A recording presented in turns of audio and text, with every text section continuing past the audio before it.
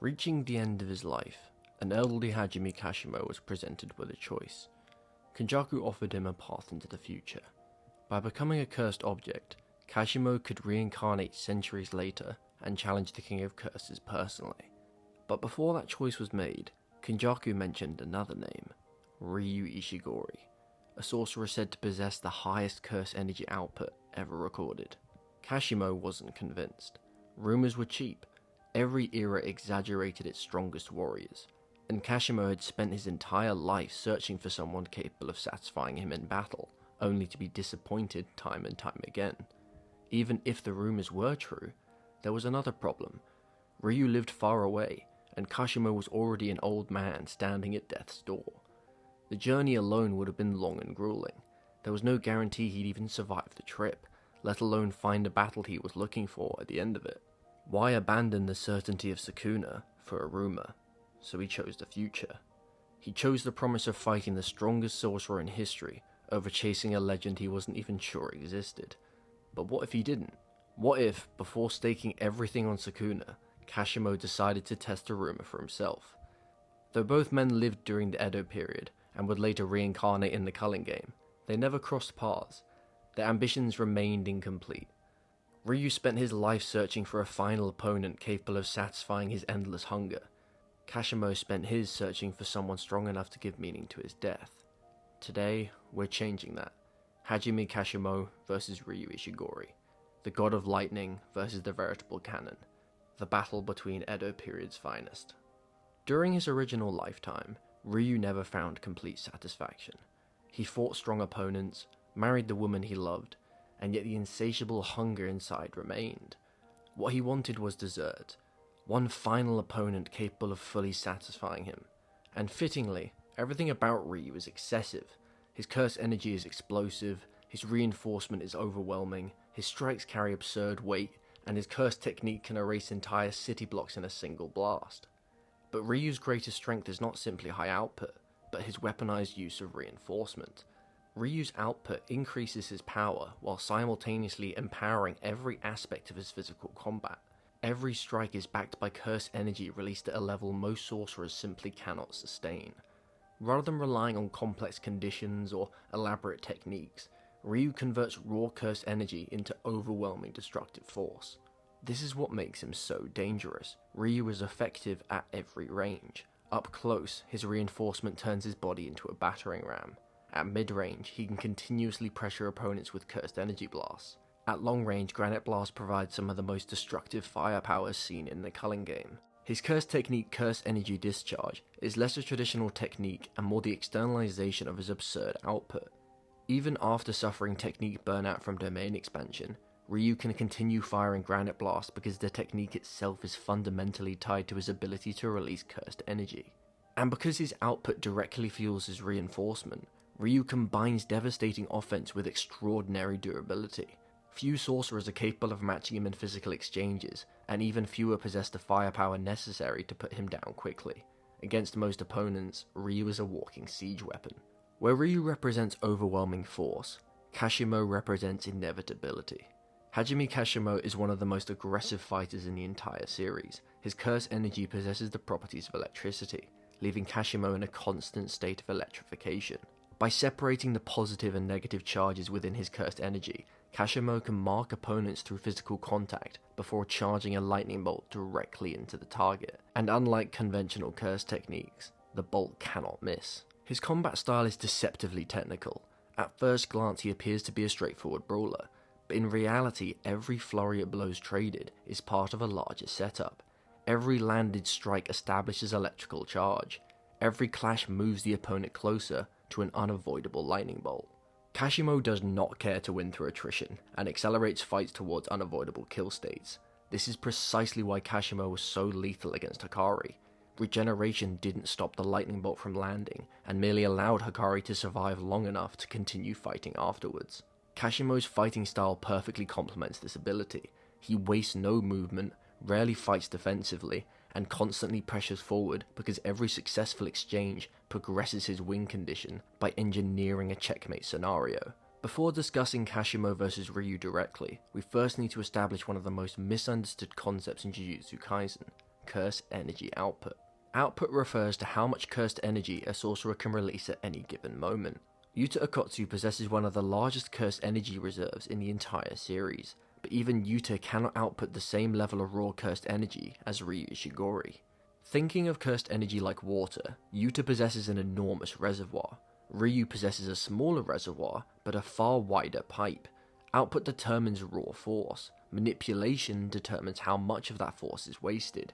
Reserves determine how long that level can be maintained. This is really important to remember because many readers mistakenly assume output alone determines overall aptitude in combat. It doesn't.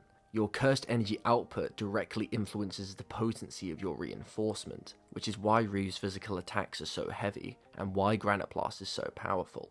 However, output is only one part of the equation. The size of a sorcerer's reserves determines how long they can sustain high-level output. Meanwhile, cursed energy manipulation determines how efficiently that energy is converted into effective results. A sorcerer with superior manipulation can achieve similar or greater effectiveness while expending less cursed energy overall. This is where Sukuna stands apart from almost everyone else in the series. Even if Ryu represents the peak of raw output, Sukuna's cursed energy manipulation is on an entirely different level. Sukuna achieves greater lethality through refinement instead of volume, opting for piano wire over a cannon. This is why output alone does not automatically determine superior physical ability. A practical example of this nuance is Yorizu. Based on Kenjaku's statements, her output should be inferior to Ryu's, yet she can still exchange blows with Sukuna directly because manipulation and technique refinement compensate for raw output differences. But despite these nuances, Ryu demonstrates that his output is not limited to Granite Blast alone. When he first engages Yuta in close combat, Yuta immediately recognizes the abnormal level of cursed energy behind Ryu's physical strikes, confirming that his reinforcement itself is constantly fueled by overwhelming output. This becomes even more apparent through the Sendai Colony battle. Despite fighting Uro, Kuroroshi, Yuta, and fully manifested Rika, much of the meaningful damage Ryu sustains actually comes from his own Granite Blast being redirected back at him. That alone is an absurd demonstration of reinforcement. Yuta, one of the physically strongest sorcerers of the modern era, repeatedly struggles to inflict significant damage through straightforward close quarters combat alone. In several exchanges, Ryu outright overpowers him physically, launching him across rooftops through sheer striking force. Later, he even overwhelms fully manifested Rika in hand-to-hand combat. Just as the connection between Rika and Yuta expires, Ryu lands a blow so powerful the narrator explicitly states it was more than Rika could withstand. These moments demonstrate that Ryu's output is not just fuel for Granite Blast. His reinforcement itself possesses offensive power comparable to a curse technique. Ryu's performance against Yuta in close quarters is noteworthy. Yuta and Hakari are repeatedly demonstrated as belonging to the same general tier of modern era heavyweights, with Yuta ultimately being recognized as the strongest sorcerer overall. Which means Ryu consistently overpowering Yuta in direct physical exchanges becomes extremely relevant when discussing Kashimo's speed and melee pressure. Kashimo is fast, incredibly fast, but Kashimo himself is not moving at the speed of lightning. His lightning discharge is what possesses near unavoidable attack speed. Kashimo's actual movement and combat speed remain relative to Hakari throughout their fight, and since Yuta scales comparatively, whilst also being portrayed as superior overall, Ryu overpowering Yuta demonstrates that Kashimo cannot simply assume a physical advantage once he closes the distance, especially because Ryu combines those physical stats with drastically superior durability, and this distinction matters enormously against Kashimo because the lightning bolt is testing reinforcement. Kashimo's fight against Hakari gives us the clearest gauge for how his lightning interacts with special grade level reinforcement. During Jackpot, Hakari possesses effectively infinite cursed energy alongside automatic reverse curse technique for 4 minutes and 11 seconds. But infinite cursed energy does not mean infinite output. Hakari is not reinforcing each strike with limitless force. Rather, Jackpot removes his resource limitations entirely while automatically repairing damage as it occurs, which is critical because Hakari survives Kashimo's lightning primarily through regeneration and not raw durability. Following their initial exchanges, Kashimo quickly realizes that Hakari's reinforcement is strong enough to largely ignore the passive stunning effect of his electrical cursed energy trait. Panda repeatedly suffered electric shocks because his reinforcement was insufficient to resist Kashimo's cursed energy.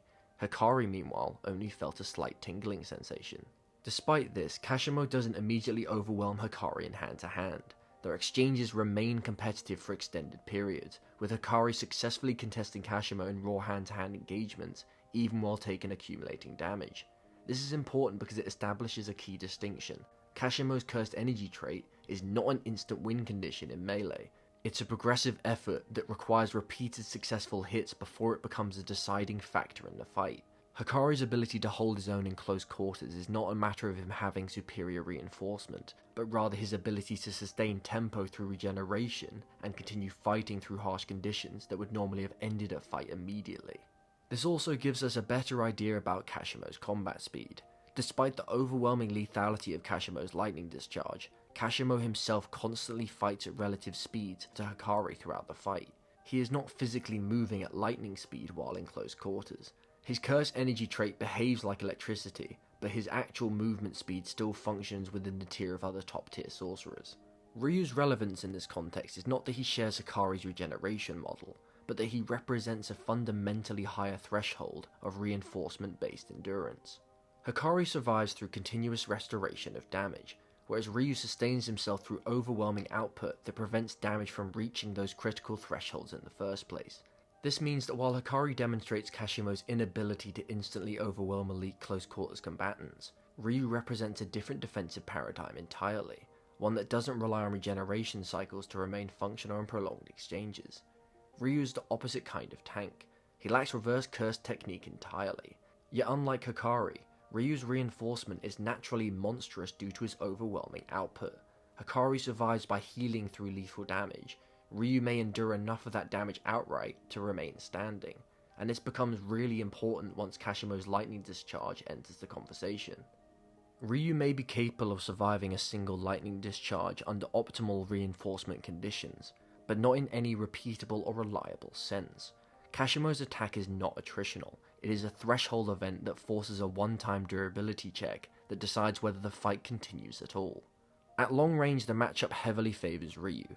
Granite Blast forces Kashimo to constantly advance if he wants any realistic path to victory, and that is dangerous because Kashimo is not especially durable compared to fighters like Ryu or Yuta. A direct Granite Blast could kill him instantly. This is a structural mismatch in Kashimo's best options for survivability. Kashimo lacks any form of reverse curse technique or regenerative fallback, meaning he doesn't have any options in his kit to recover from a clean hit at this level of force. If Granite Blast connects under standard combat conditions without mitigation or partial avoidance, it is a fight-ending scenario. And unlike many high-output techniques in the series, Granite Blast possesses no meaningful cooldown period. Even after domain expansion burnout, Ryu is still capable of immediately firing Granite Blast due to the nature of his curse technique being directly tied to curse energy discharge itself, rather than a more conventional activated ability. This creates a major contrast with Kashimo's Lightning Bolt. While Kashimo's discharge is devastating, it still requires charge build-up through repeated physical contact before activation. Ryu, meanwhile, can continuously output maximum firepower with virtually no interruption. However, it's important to note that Ryu himself is not especially tactical or defensive in personality. In character, Ryu is unlikely to immediately open a fight with domain expansion, despite how advantageous it would be against Kashimo. He enjoys direct confrontation far too much, and that personality trait is why Kashimo will get the opportunity to establish charge in the first place. Kashimo thrives in close quarters combat, while Ryu excels before the fight even reaches that distance. But once Kashimo successfully closes the gap, the fight really turns it up a notch. The moment Kashimo enters melee range, the fight quickly escalates into a race against inevitability. This is what makes the matchup between these two fundamentally hostile to Kashimo's win condition. The process of building charge won't occur in a safe or neutral exchange pattern, but inside Ryu's most dangerous range. Every attempt to establish close quarters momentum forces Kashimo into sustained trades against a sorcerer whose reinforcement already operates at heavyweight output, while also leaving him exposed to instant Granite Blast retaliation between exchanges. In other words, the very sequence Kashimo relies on to win is the same sequence where Ryu is most capable of ending the fight immediately. And this is what makes the matchup so difficult to simplify, because unlike true rock paper scissors matchups in JJK, neither fighter completely invalidates the other. Ryu absolutely possesses the durability and output necessary to survive long enough to overwhelm Kashimo, but Kashimo simultaneously possesses the lethality necessary to kill Ryu before that ever happens. Which means the fight isn't determined purely by compatibility, it becomes determined by sequencing, who commits first, who adapts faster, who successfully forces the battle into the phase most advantageous to them, and more importantly, who makes the correct decisions first under pressure. In that sense, the matchup resembles Gojo vs Sukuna. Both combatants have a path to victory, and are dangerous enough that a single strategic mistake can completely shift the momentum of the fight. Every blocked strike still transfers charge. Every exchange progresses Kashimo's win condition. This is exactly why Kashimo is so terrifying in practice. Most fighters are accustomed to measuring success through damage dealt. Against Kashimo, that logic breaks down entirely. You can win the majority of the exchanges, you can land the cleaner hits, you can even be physically stronger. None of that matters if Kashimo successfully accumulates enough charge. Every second spent fighting him advances a hidden timer. This is what made Kashimo so dangerous against Hakari. Hakari repeatedly survived attacks that would have killed almost anyone else in the series, yet Kashimo continued dragging the fight towards the same inevitable conclusion. A single lightning bolt capable of instantly reversing the momentum of the battle. And this is why Kashimo enters the fight as the favourite. His win condition is simply easier to achieve. Ryu must continuously fight, maintain pressure, and avoid catastrophic mistakes. Kashimo only needs enough successful exchanges to establish charge once. But the central question of this fight is not whether Kashimo can kill Ryu. He can, but whether Kashimo can kill Ryu before Ryu kills him.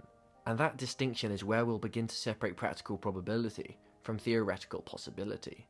Kashimo's win condition is faster to activate. He only needs a small number of successful close-range exchanges before the fight becomes irreversibly lethal.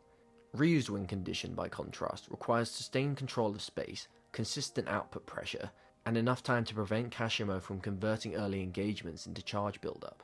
This creates the subtle asymmetry in how the fight will unfold. Kashimo is more likely to threaten a decisive outcome in the opening exchanges, while Ryu becomes increasingly favoured the longer the fight stabilises into mid-range or a domain expansion. In other words, the fight is decided less by who is stronger, and more by whose win condition is allowed to mature first. Because unlike Hakari, Ryu is not a character who survives through regeneration. He survives through overwhelming reinforcement and overwhelming firepower. Every second Kashimo spends building charge is a second spent fighting one of the hardest hitting sorcerers in the entire culling game. The longer the fight continues, the more opportunities Kashimo receives to establish charge, yet every moment spent pursuing that win condition exposes him to granite blast, superior ranged pressure, and some of the most destructive close quarters strikes in the entire era. Both fighters are effectively racing toward checkmate. Kashimo is trying to complete a countdown, Ryu is trying to end the game before the countdown reaches 0. Kashimo's lightning bolt is one of the closest things Jujutsu Kaisen has to a true sure hit attack outside of domain expansion, but unlike most sure hit effects, it doesn't completely ignore durability. Reinforcement still matters, which is exactly why Ryu is one of the few characters in the entire series with a plausible argument for surviving it outright. Hakari survives through infinite cursed energy and automatic reverse curse technique. Ryu lacks both of those advantages, but his reinforcement may genuinely be an option. Meaning instead of regenerating through fatal damage, Ryu could reduce the attack's lethality enough to survive. Barely, likely with catastrophic injuries, destroyed organs, missing limbs, severe internal damage, but alive.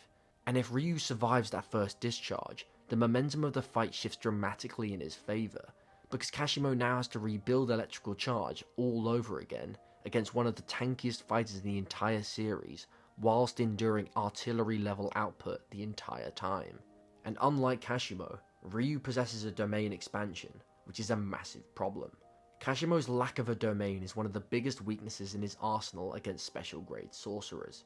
Hollow Wicker Basket can temporarily neutralize a sure hit effect, but it prevents Kashimo from fighting while it's active. Against Ryu, whose domain would likely amplify Granite Blast into unavoidable artillery fire, Kashimo's defensive options become extremely limited. If Ryu forces a domain battle, Kashimo is in serious trouble. But Ryu is not especially likely to immediately open the fight with domain expansion. Ryu lives for direct confrontation.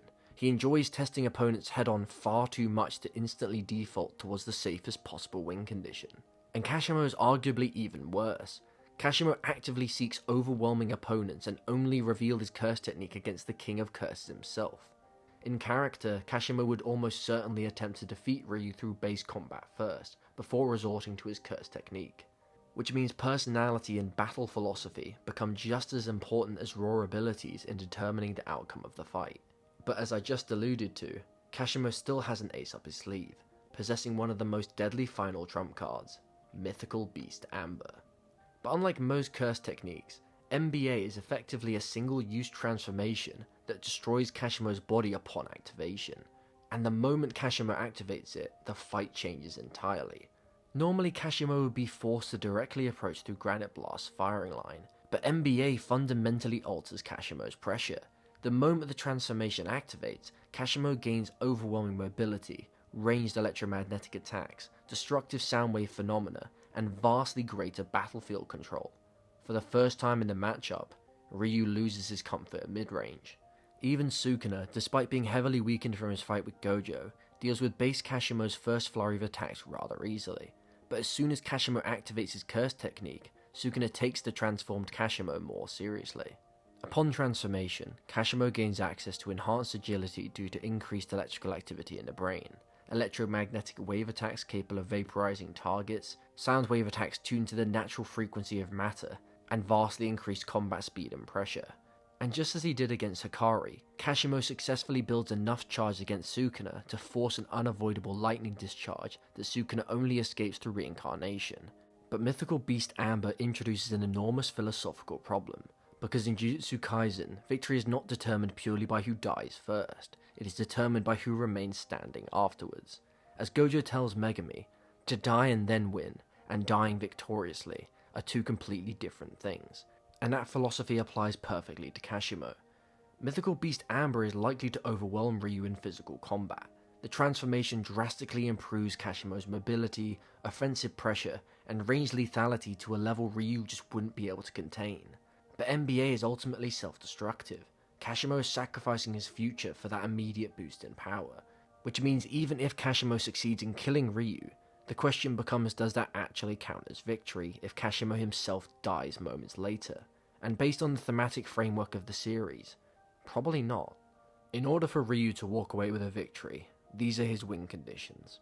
In the early fight he needs to maintain long range, force Kashimo into dangerous direct approaches, and punish movement with Granite Blast.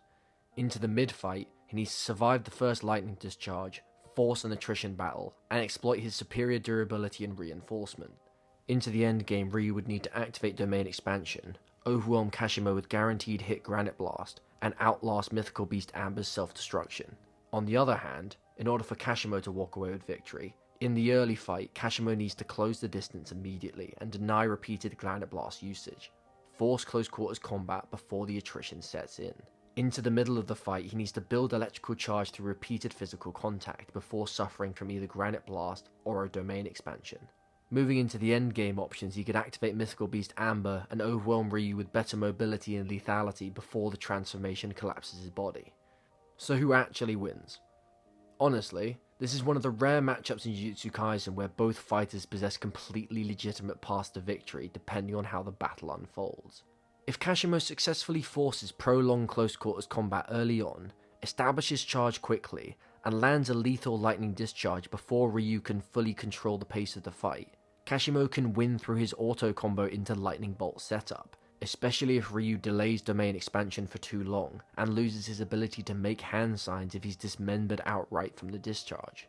But the opposite is equally true. If Ryu successfully maintains distance, forces Kashimo into repeated dangerous approaches, survives the first discharge, or successfully transitions the fight into a domain battle, the momentum swings heavily in his favour. And that's what makes this matchup so compelling. Neither fighter completely invalidates the other. Neither possesses a flawless answer to the other's toolkit. The outcome depends entirely on strategy, adaptation, and timing. Just like Gojo vs Sukuna, this is a fight determined by decisions in the midst of combat and not just raw power, but by who commits first, who correctly reads the flow of battle, and by who successfully forces the fight into a scenario most advantageous for them to win. Ironically, both fighters are extremely similar in this regard. Ryu constantly seeks satisfaction through direct confrontation. Kashimo constantly seeks fulfillment through overwhelming strength. And because of that shared mentality, both are likely to make riskier choices than a more cautious sorcerer would, which means this fight probably doesn't end cleanly. It ends with one fighter barely surviving the other. As for Mythical Beast Amber, that depends entirely on how you define victory, because while the technique would overwhelm Ryu and could end the fight quickly, Kashimo himself wouldn't survive afterwards and would choose death before using it on an opponent who isn't Sukuna. In a series where Gojo explicitly distinguishes between dying to win and winning while alive, that distinction is pretty relevant. So in the end, Ryu Ishigori and Hajime Kashimo are close enough that either could realistically walk away victorious depending on the circumstances. Perhaps that's why this matchup feels so fitting. Both men spent their lives searching for fulfillment through strength, and against each other, they may have finally found it. And that is exactly what makes them the Edo period's finest.